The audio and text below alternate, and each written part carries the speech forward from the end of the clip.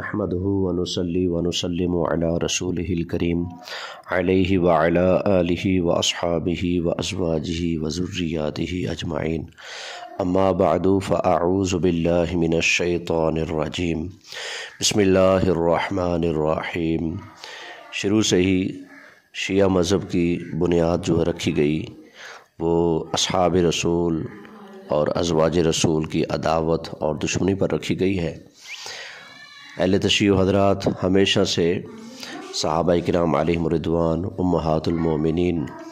بالخصوص اصحاب ثلاثہ حضرت سیدنا ابو بکر صدیق، حضرت سیدنا عمر فاروق اعظم رضی اللہ تعالی عنہ، حضرت سیدنا عثمان غنی رضی اللہ تعالی عنہ، ان اصحاب ثلاثہ اور امہات المومنین کی ہمیشہ سے یہ لوگ بے ادبیاں، گستاخیاں کرتے آئے ہیں۔ بلکہ ہمارا تو یہ دعویٰ ہے کہ اگر کوئی اہل تشیع میں سے ہم سے بات کرنا چاہے تو ہم اس بات کو ثابت کرنے کے لیے تیار ہیں کہ اہل بیت پاک کے بھی بدترین گستاخ اہل تشیع حضرات ہیں۔ بلکہ دنیا بھر میں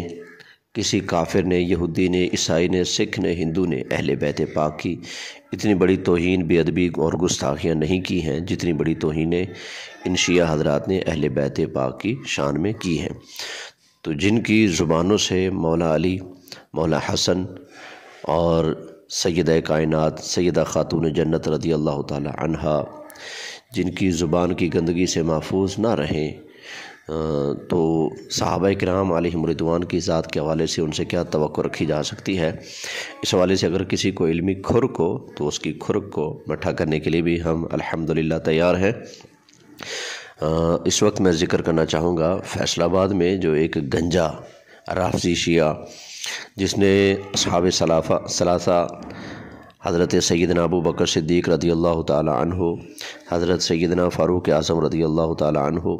حضرت سیدنا عثمان غنی رضی اللہ تعالی عنہ، ان کی شان میں گستاخی کی، توہین کی اور کافر کہا۔ اس سے پہلے بھی آصف رضا علوی نے اسلام آباد میں حضرت ابو بکر صدیق کو کافر کہا گیا، اور اس سے پہلے تقریباً ڈیڑھ سال پہلے کی بات ہے، یہ سندھ کے علاقہ میں ایک جگہ پر حضرت سیدنا فاروق اعظم رضی اللہ تعالیٰ عنہ کا پتلا بنا کر جلایا گیا اور آپ کے اوپر لعن طعن کی گئی۔ تو یہ تو پاکستان کی بات ہے۔ اس کے علاوہ باہر دنیا میں شیعہ حضرات جو بکواسیں، واہیات، کفریات اور گستاخیاں بکتے ہیں صحابہ کرام علیہم رضوان کے بارے میں، اللہ کی پناہ، اللہ ان کے شر سے ہمیشہ محفوظ رکھے۔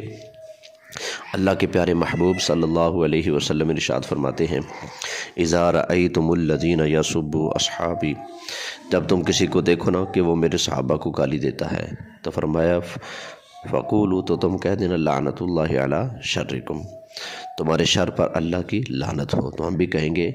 ان روافض کے اس شر کے اوپر، اس فتنے کے اوپر اللہ کی لعنت ہو۔ تو ابھی حالیہ جو اپنا فیصل آباد میں واقعہ پیش آیا ہے، اہل تشیع حضرات کی طرف سے ایک شخص کھڑا ہوا ہے اور صحابہ کرام علیہم رضوان کو ننگی گالیاں دے رہا ہے اور ان کی تکفیر کر رہا ہے۔ میں صرف اتنا سوال پوچھوں گا، جرأت ہے، ہمت ہے، جواب دینا مجھے، کسی بھی شیعہ کے اندر دم ہو، اگر وہ کافر ہیں، حضرت ابو بکر صدیق، حضرت عمر، حضرت عثمان اگر کافر ہیں تو مجھے اتنا بتاؤ، کافر کا جو مقتدی بنے اس کے ایمان کا کیا بنے گا؟ حضرت مولا علی سرکار کرم اللہ تعالی وجہہ الکریم نے حضرت ابو بکر صدیق، حضرت عمر، حضرت عثمان کے پیچھے نمازیں پڑھی ہیں، ان کو امام مانا، ان کی بیعت کی، ان کی خلافت کو تسلیم کیا۔ تو اب آپ بتائیں مجھے، پوری شیعہ ذریت اکٹھی ہو جائے، مجھے جواب دے مولا علی کے ایمان کا کیا بنا؟ اگر ابو بکر صدیق، عمر فاروق، عثمان غنی کافر ہیں تو مولا علی کا ایمان گیا، نمازیں برباد ہوئیں۔ اگر مولا علی کو کامل مسلمان ماننا ہے، چوتھا خلیفہ راشد ماننا ہے اور مسلمانوں کا امام ماننا ہے اور ان کی نمازوں کو اس شان والی نمازیں ماننا ہے کہ وہ اللہ کی بارگاہ میں قبول ہے، تو اس سے پہلے حضرت ابو بکر، حضرت عمر، حضرت عثمان غنی رضی اللہ تعالی عنہم اجمعین، ان کی ایمان کو بھی تسلیم کرنا پڑے گا۔